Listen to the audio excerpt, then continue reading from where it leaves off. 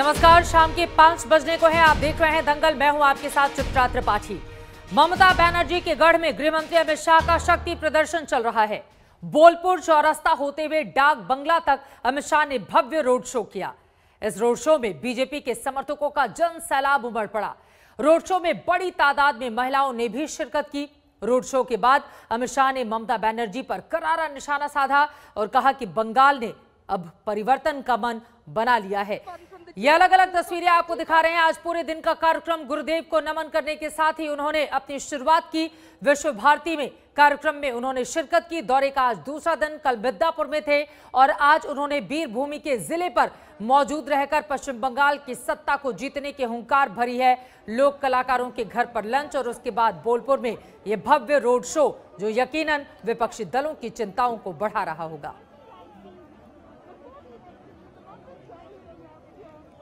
आज कहना चाहता हूं कि आज के जैसा रोड शो मैंने मेरे जीवन में नहीं देखा। और ये जो रोड शो दिखाई पड़ता है, वो बंगाल की जनता का नरेंद्र मोदी जी के प्रति जो प्यार और विश्वास है, उसको बंगाल की जनता का जो ममता दीदी के प्रति गुस्सा है, उसको दिखाता और मालूम पड़ता है कि बंगाल की जनता तय कर बैठी है, दीदी चुनाव के मैदान में आ जाओ, इस बार बारी कमल की है। परिवर्तन है, वो परिवर्तन बांग्लादेश से जो घुसपैठ होती है, वो घुसपैठ को रोकने के लिए परिवर्तन है। वो परिवर्तन राजनीतिक हिंसा को समाप्त करने के लिए परिवर्तन है। ये जो परिवर्तन है, ये परिवर्तन, ये जो टोल टैक्स लिया जाता है, उसको करने के लिए, ये टोलाबाजी बंद करने के लिए परिवर्तन है। और ये परिवर्तन है की दादागिरी समाप्त करने का। परिवर्तन है, वो परिवर्तन राजनीतिक हिंसा को समाप्त करने के लिए परिवर्तन है। अरे तुम ये जो परिवर्तन है, अरे भाई ऐसे परिवर्तन, ये जो टोल टैक्स लिया जाता है, उसको करने के लिए, ये टोलाबाजी बंद करने के लिए परिवर्तन है। और ये परिवर्तन है भतीजे की दादागिरी समाप्त करने का। कांग्रेस को मौका दिया, लाल भाइयों को, कम्युनिस्टों को मौका दिया, तृणमूल को भी मौका दिया। एक मौका नरेंद्र मोदी को दे दो। 5 साल के अंदर, 5 साल के अंदर हम सोनार बांग्ला बनाकर जाएंगे। 5 साल के अंदर हम सोनार बांग्ला बनाएंगे, इस बात का भरोसा देते हुए यहां पर अमित शाह, देश के गृह मंत्री, पश्चिम बंगाल की धरती पर नजर आए। रोड शो खत्म होने के बाद पूरी तरह से अभिभूत इस रोड शो के बाद पश्चिम बंगाल के जो प्रभारी हैं कैलाश विजयवर्गीय और वहां के बीजेपी के अध्यक्ष की ओर से क्या कुछ कहा गया वो आपको सुनाएंगे, लेकिन कैलाश विजयवर्गीय और मुकुल रॉय को पहले सुन लीजिए। ये जनसैलाब है, ये इस बात का संकेत है कि ममता जी जा रही है, भारतीय जनता पार्टी आ रही है।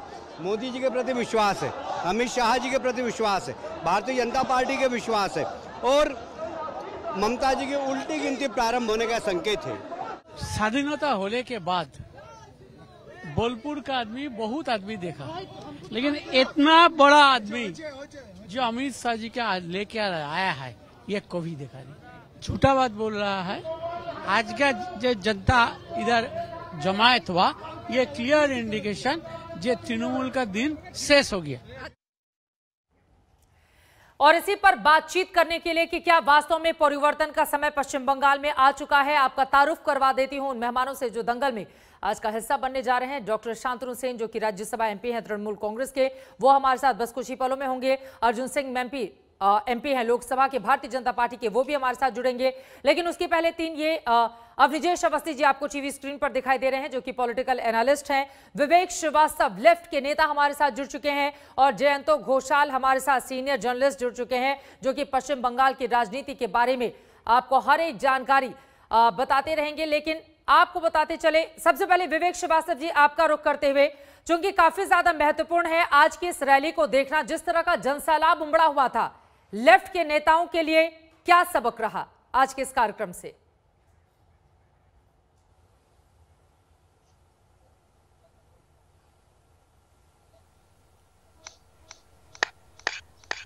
मेरी आवाज अर्जुन जी,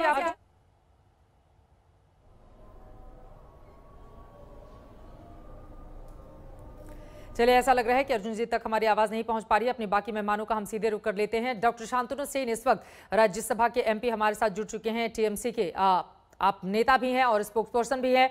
डॉक्टर शांतनु सेन, मेरा सीधा सा सवाल आपसे यही है, आज की अमित शाह के हुंकार रैली के जरिए टीएमसी को क्या समझ में आया? परिवर्तन की क्या बड़ी बयार बह रही है इस वक्त पश्चिम बंगाल में, जिसका दावा बीजेपी कर रही है?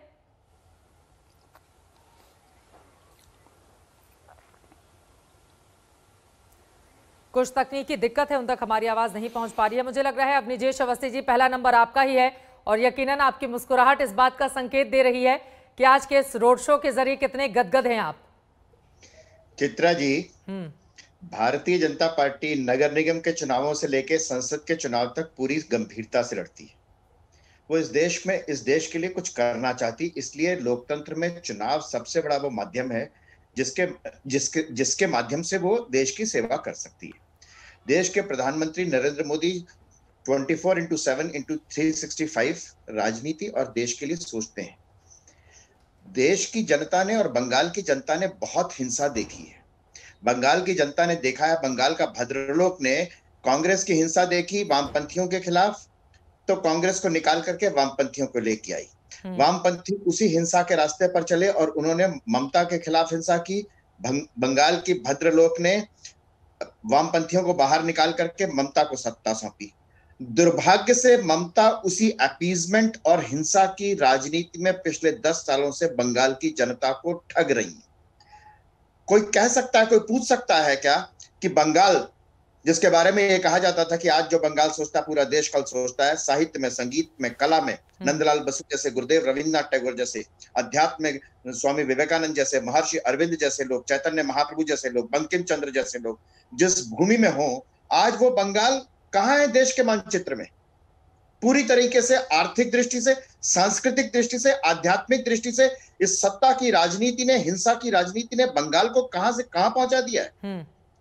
कोई जानता है क्या? कोई है उत्तरदायी इसके लिए? तो ठगने वाली पार्टी के नेताओं को बुलाकर अपनी पार्टी में शामिल कराकर कौन सा संदेश बीजेपी दे रही है? इस सवाल का जवाब आप दीजिएगा हमारे साथ। मैं चाहूंगी कि जो भी तकनीकी दिक्कत है जल्दी से उसको दूर किया जाए। ये अपने आप में काफी ज्यादा अहम हो जाता है। अर्जुन सिंह जी हमारे साथ, भारतीय जनता पार्टी के लीडर जुड़ चुके हैं। अर्जुन जी, ये सवाल आपसे ही ले लेती हूँ। एक तरफ आप लोग आरोप भी लगा रहे हैं कि तोलाबाजी और भी भ्रष्टाचार के जितने आरोप हैं उन सब की जांच कराएगी बीजेपी की सरकार, आएगी तो तोलाबाजी खत्म करेगी, दादागिरी अभिषेक बैनर्जी की नहीं चलेगी। लेकिन उसी पार्टी के नेताओं को अपने कमल में सजा सजा के अपने फूल का गुलदस्ता मजबूत करने का काम कर रही है भारतीय जनता पार्टी। हालांकि आज का रोड शो यकीनन जिस तरह की तस्वीरें, लेकिन ये भीड़ क्या वोट में तब्दील हो पाएगी? अर्जुन जी, देखिए, पूरे बंगाल के साथ साथ बीरभूम में जिस तरह से ममता बनर्जी का सरकारी तंत्र का दुरुपयोग करके जिस तरह से आतंक मचा हुआ है, उसका बहिर्प्रकाश है इस तरह की रैली में। रही बात, रैली में हो सकते हैं कैडर कहीं से कोई ले आकर, जो तृणमूल के लोग आरोप लगा रहे हैं कि यहां से लोग लाए गए, वहां से लोग लाए, लेकिन जो लोग छत पर से खड़े होकर फूल छिड़क रहे हैं, जो लोग रास्ते पर खड़े होकर उनके हाथ हिला रहे हैं, उनसे मिल रहे हैं, तो ये बंगाल का जो कल्चर है, बंगाल का जो नेचर है, जो राजनीतिक नेचर जिसको कहा जाता है, कि जब रैली को दोनों तरफ से लोगों का आशीर्वाद, रास्ते के ऊपर खड़े होकर लोग जब आशीर्वाद दें, तो समझ लीजिए कि ये चुनाव में ये जो भीड़ है वो वोट में कन्वर्ट होगी। रही बात ममता बनर्जी की सरकार का के खिलाफ पूरी जमीन तैयार है बंगाल में। ग्राउंड रियलिटी है कि पब्लिक तृणमूल के खिलाफ है। सिर्फ पुलिस और गुंडों के बल पर यह सरकार अभी तक टिकी हुई है। दूसरा प्रश्न आपने किया कि तृणमूल के लोगों को हम लोग ला रहे हैं। तृणमूल के लोग को ला रहे हैं, तृणमूल के लोग भारतीय जनता पार्टी में काम करना चाहते हैं, क्योंकि वहां जिस तरह से प्राइवेट लिमिटेड, पीसी भाइपो प्राइवेट लिमिटेड जिसको कहा जाता है, कि इस तरह से हर लोगों को, चाहे वो विधायक हो, चाहे वो काउंसिलर हो, चाहे जिला परिषद हो, हर लोगों के ऊपर इस तरह का दबाव बनाया जाता है कि बिना पैसा दिए हुए आप एक दिन न मंत्री रह सकते हैं, न प्रधान रह सकते हैं, न कुछ रह सकते हैं। हर चीज को ऑफिशियली रजिस्टर्ड तोलाबाज के रूप में अभिषेक बनर्जी को पार्टी ने प्रोजेक्ट किया है और ये ऑफिशियली रुपया मांगते हैं। ममता बनर्जी खुद मन से खड़ा होकर 75% मुझे दो, 25% तुम रखो। तो यहाँ इसको करप्शन को व्यवसाय बना दिया गया है। तो लोग तंग आकर उस दल को छोड़कर आ रहे हैं। इसमें हमारी और हमारी पार्टी की कोई भूमिका नहीं है कि कोई किसी को हम तोड़ कर लाएं। और लोग आ रहे हैं तो हम उनको, जो लोग लेने लायक हैं, जिनको, उनका हम स्वागत करते हैं। जिनके पीछे जन समर्थन है उसको स्वागत करते हैं। आप देख लीजिए, जितेंद्र तिवारी को हम लोगों ने नहीं लिया, वो आना चाहते थे, हम लोगों ने नहीं लिया। तो ऐसे बहुत सारे आप उदाहरण आपको देखने को मिलेंगे कि बहुत सारे लोगों को हम लोग नहीं लेंगे। हालांकि आप लोगों ने नहीं लिया या आप ही की पार्टी के भीतर से बगावत के बिगुल बजने लगे थे, इस वजह से किनारे कर लिया खुद को बीजेपी ने? नहीं, इसको आप यदि भारतीय जनता पार्टी के बारे में जरा सा भी समझते होंगे तो भारतीय जनता पार्टी कार्डर बेस्ड पार्टी है, जो डिसीजन सम्मिलित रूप से होता है और उसी सम्मिलित रूप के डिसीजन में ही अगर कोई कहीं से व्यवधान आता है तो उसकी उचित मर्यादा देकर उस बात को रखी जाती है। ठीक है। डॉक्टर शांतनु सेन, राज्यसभा के एमपी, जैसे ही टीएमसी से हमारे साथ जुड़ेंगे, आपने जितने भी आरोप लगाए हैं उस पर मैं उनका जवाब दूंगी, लेकिन अब सीधे जयंत घोषाल जी आपका रुख करते हुए, चूंकि पश्चिम बंगाल की राजनीति पर जो दिग्गज पत्रकार है उनमें अगर किसी एक की पैनी नजर रहती है तो उनमें एक आपका भी नाम शामिल है। ऐसे में आज की ये जो अमित शाह की बड़ी रैली हुई है, टीएमसी के लिए ये क्या बड़े सबक लेकर आई है? देखिए चित्रा जी, पश्चिम बंगाल में मैं अमित शाह जी को इसीलिए मैं जरूर कॉन्ग्रेचुलेट करूंगा कि पश्चिम बंगाल में जहां भाजपा का एग्जिस्टेंस वर्चुअली नहीं था, कोई अस्तित्व नहीं था, और वाजपेयी आडवाणी जी के समय से कोशिश चल रहा था कि इसको कहता जाता था कि non base area of BJP, मतलब जहां बेस नहीं है। और अमित शाह जी ने अध्यक्ष बनने के बाद बोले थे कि हम पैन इंडियन पार्टी बनाएंगे और बंगाल में जाएंगे। तो बंगाल में जाना, लोकसभा में 18 सीट हासिल करना, कांग्रेस सीपीएम को मार्जिनलाइज करना, ये मतलब अमित शाह जी का जो एनर्जी है, हम तो कहते हैं कि इलेक्शन मशीन है और वो किसी चुनाव को छोटा नहीं मानते हैं। मतलब हैदराबाद चुनाव से लेकर लोकसभा चुनाव तक, हम कलकत्ता में भी रोड शो, इसके पहले भी लोकसभा चुनाव के समय उस दिन हम वहां थे और मैंने देखा था कि बंगाली लोग जय श्री राम नारा लगा रहे थे और मैंने उस दिन बोले थे कि मैं ऐसे पश्चिम बंगाल भी पहले नहीं देखा था जैसे ऐसी स्थिति है।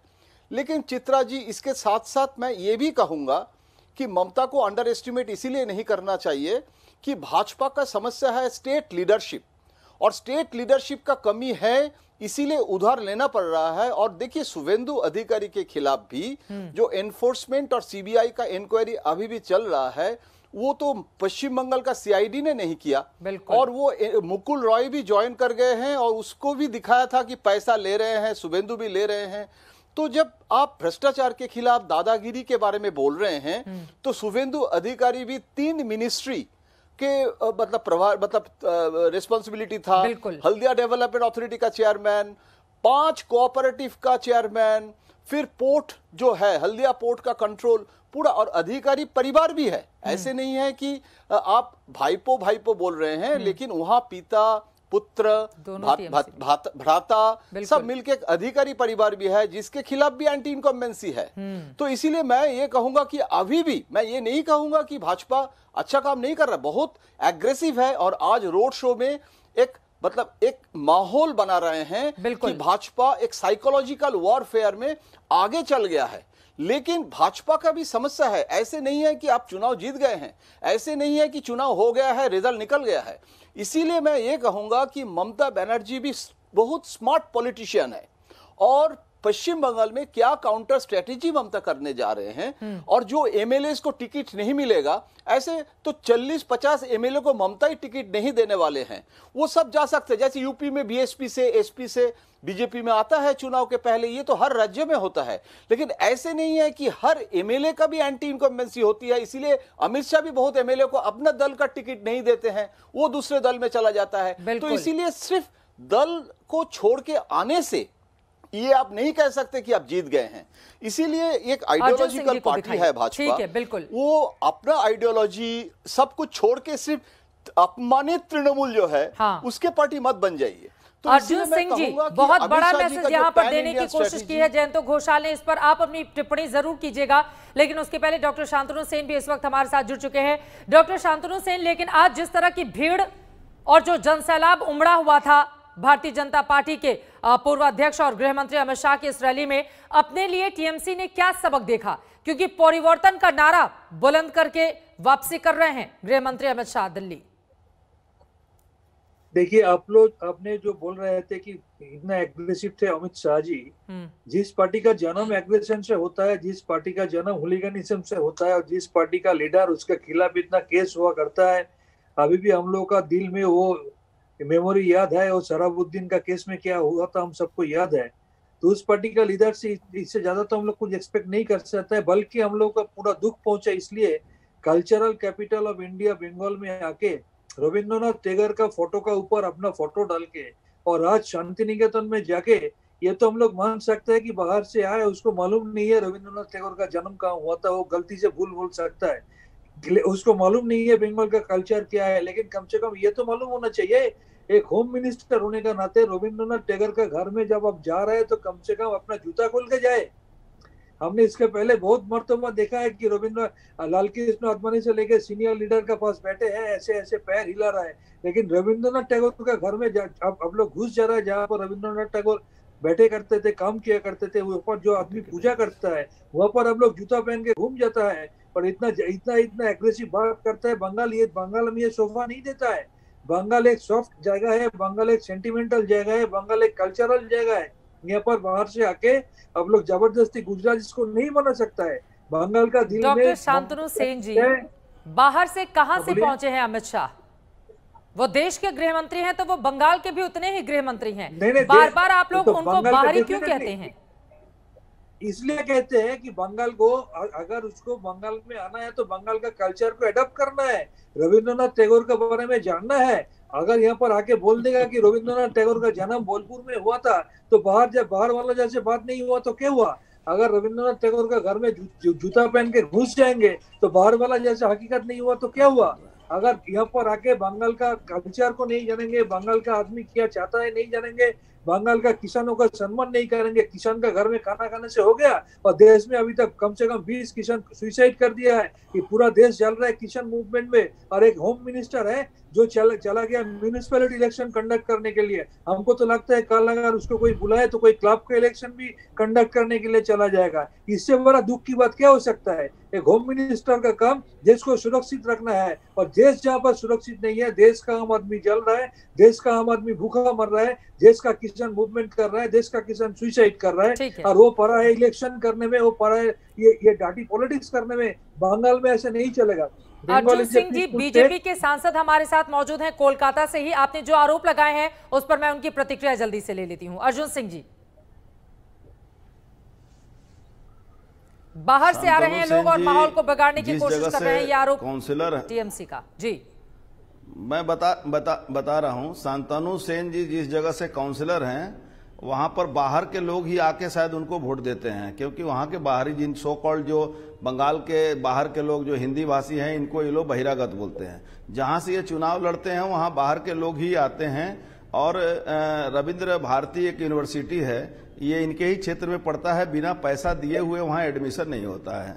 तो सबसे बड़ी बात है कि करप्शन का यदि बंगाल का कल्चर शांतनु सेन के अनुसार कल्चर यदि करप्शन है, तो ये इनके सोच पर मुझे चिंता हो रही है कि बंगाल में का कल्चर अमित शाह जी को सीखना पड़ेगा। बंगाल का कल्चर है क्या? बंगाल के कल्चर में कहीं ये है कि आप किसी की हत्या करवाएं, बंगाल के कल्चर में है कि विरोधी लोगों को गांजा केस दें, बंगाल के कल्चर में कहीं ये लिखा हुआ है कि आप एक्सटॉर्शन लें, बंगाल के कल्चर में ये लिखा होगा कि 400 रुपया 500 रुपया स्क्वायर फीट पर आप पैसा लें, बंगाल के कल्चर में लिखा हुआ है कि कारखाने बंद करवाएं, बंगाल के कल्चर में कभी लिखा हुआ है कि बंगाल के लोग अगर कोई भी काम करते हैं बिना पैसा दिए काम नहीं कर सकते हैं। तो मुझे नहीं मालूम है कि बंगाल का कल्चर ये किस माने में शांतनु सेन जी अमित शाह जी को पाठ पढ़ाना चाहते हैं। दूसरी बात, मैं जयंतोदा मेरे बहुत ही सीनियर जर्नलिस्ट है, मैं उनकी बहुत ही सम्मान करता हूं और उन्होंने बहुत अच्छा पॉइंट एक उठाया। मैं थोड़ा सा मुझे जो ज्ञान है मैं उनको आपसे शेयर करना चाहूंगा कि अधिकारी परिवार जो है, अधिकारी परिवार बहुत नीचे लेवल से राजनीतिक स्तर से जुड़ा हुआ है, चाहे उनके पिता हों, चाहे उनके भाई हों, चाहे खुद शुभेंदु अधिकारी जी भी चुनाव हारे हैं, जीते हैं और आज एक जन नेता के रूप में उभरे हैं और भले ही कई कोऑपरेटिव के चेयरमैन हों। और ममता बनर्जी, सबसे बड़ी बात है कि ममता बनर्जी के साथ जब तक हैं तब तक वो गुड बॉय हैं और जिस दिन ममता बनर्जी को उन्होंने साथ छोड़ दिया तो उनके ऊपर करप्शन अमुक समूक सब चार्ज आने वाला है। वो तो निश्चिंत रहे, वो तो मेरे ऊपर मैं जब था तो मैं उनका लेफ्टिनेंट था। जहां भी पहले के आरोपों पर सवाल खड़े कर रहे थे, जो जांच चल रही है, ठीक है, लेकिन जो बातें आपने डॉक्टर शांतनु सेन की बातों पर बोली है वो उसका जवाब देना चाह रहे हैं। और आज ही डॉक्टर शांतनु गृह मंत्री ने यह भी कहा कि ये जो तोलाबाजी चल रही है पूरे पश्चिम बंगाल में और जो अभिषेक बनर्जी की दादागिरी है उसके भी परिवर्तन का समय आ गया है। मैडम, मैं अर्जुन जी तुरंत आ रही हूँ, एक बार उनकी टिप्पणी हो जाए, मैं फौरन आती हूँ। डॉक्टर शांतनु सेन, हम अर्जुन जी से एकदम सहमत है। बंगाल का कल्चर करप्शन नहीं है। बंगाल का कल्चर ये नहीं है कि कोई अपना म्यूनिसिपैलिटी का कोई कोऑपरेटिव बैंक में 12 करोड़ रुपया का करप्शन करे। बंगाल का कल्चर ये नहीं है कि बेच डाले। बंगाल में जो अभी बेचोराम का सरकार नहीं चल रहा है, लेकिन दिल्ली में अभी एक बेचोराम का सरकार चल रहा है जो रेल से लेकर, एयर इंडिया से लेकर, कोल से लेकर, बीएसएनएल से लेकर 42 पीएसयू को बेचने का पीछे पड़ा हुआ है। बंगाल का कल्चर ये नहीं है, लेकिन देश में कल्चर हम लोग देख रहे हैं कि एक पार्लियामेंट को दोबारा बनाया जा रहा है, उसका टेंडर भी किसको मिल रहा है हमको अच्छी तरह देखने में आ रहा है। और रही बात अधिकारी फैमिली का, निकल गई है, आप चार्जशीट भी नहीं जमा कर पाई, आपकी पुलिस, आपकी पुलिस चार्जशीट भी जमा नहीं कर पाई और जिसके खिलाफ किया है उसके खिलाफ जज ने क्या सवाल, अर्जुन जी एक बार उनकी बात खत्म हो जाए, एक बार उनकी बात खत्म हो जाए फिर बोलेगा अर्जुन जी। जज ने क्या ऑब्जर्वेशन दिया है देखा है आपने? नहीं अर्जुन जी एक बार उनकी बात पूरी हो जाए उसके बाद। लेकिन डॉक्टर शांतनु जी, आपकी पार्टी के लीडर टीएमसी छोड़ के बीजेपी में क्यों शामिल हो रहे हैं? अर्जुन जी एक सेकेंड, को बोलने देंगे कि नहीं देंगे? बोलने देंगे तो उनको बोलने दीजिए, हम क्विट कर दे रहे हैं। नहीं वो बिल्कुल बोलने दीजिए, हम क्विट कर दे रहे हैं। वो बिल्कुल शांत रहेंगे। उनका टाइम हम एक सेकंड के लिए भी इंटरप्ट नहीं किया। हम उसी का बात में तो बोल रहा है, जब वो एक पार्टी में है तो इस बार कारपोरेशन चुनाव नहीं जीत पाएंगे, आप लड़िएगा।